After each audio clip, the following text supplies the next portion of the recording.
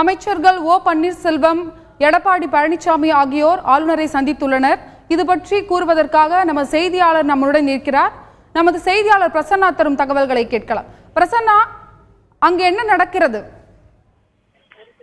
அதாவது தற்பொழுது அமைச்சர் எடப்பாடி பழனிசாமி மற்றும் அமைச்சர் ஓ பன்னீர்செல்வம் ஆகிய 2 பேருமே தற்பொழுது நம்ம ஆளுநரான வித்யாசாகர் ராவை தற்பொழுது சந்தித்து வருகின்றனர். தற்போதைய இக்கட்டான சூழ்நிலையில் அரசியல் நிலவரம் குறித்து அவர்கள் தற்பொழுது பேசி வருவதாகவும் தகவல் வெளியாகியுள்ளது. எனவே தற்பொழுதைய சூழ்நிலையில இவர்களுடன் ராம்மோகன் ராவுமே உள்ளார். எனவே தற்பொழுதைய சூழ்நிலையில் ஒரு பொறுப்பு முதலமைச்சரையோ அல்லது முதலமைச்சரின் பொறுப்பை வேறு யாரும் நிர்வகிக்க வேண்டும் என்ற ஒரு சூழல் ஏற்பட்டுள்ளதால் அது குறித்து இந்த சந்திப்பில் ஆலோசிக்கப்படும் என்றும் எதிர்பார்க்கப்படுகிறது. எனவே தற்பொழுதைய அரசியல் நிலவரம் இனி வரும் காலங்களில் எப்படி இந்த அரசு நிர்வாகத்தை இயக்குவது, என்ன மாதிரியான நடவடிக்கைகளை மேற்கொள்வது என்பது குறித்து தற்பொழுது உள்ளே ஆலோசிக்கப்பட்டு வருவதாகவும் கூறப்படுகிறது.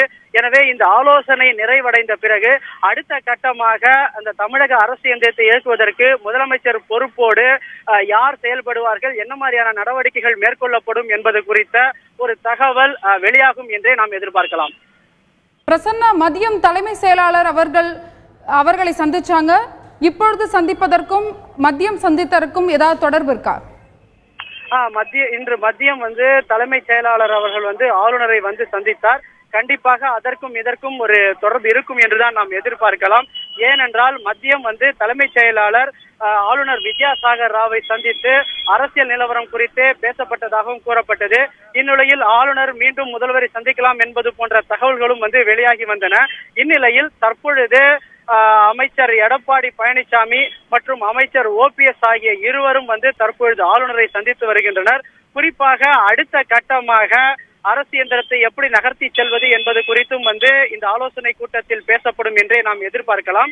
மேலும் தற்பொழுது முதலமைச்சருடைய இந்த ஒரு உடல் நிலையின் சூழ்நிலையிலே தற்பொழுது அடுத்தபடியாக இந்த முதலமைச்சருக்கான இந்த பொறுப்பை யார் ஏற்பார்கள் என்பது குறித்த ஒரு மிகப்பெரிய கேள்வியானது தற்பொழுது எழுந்துள்ளது.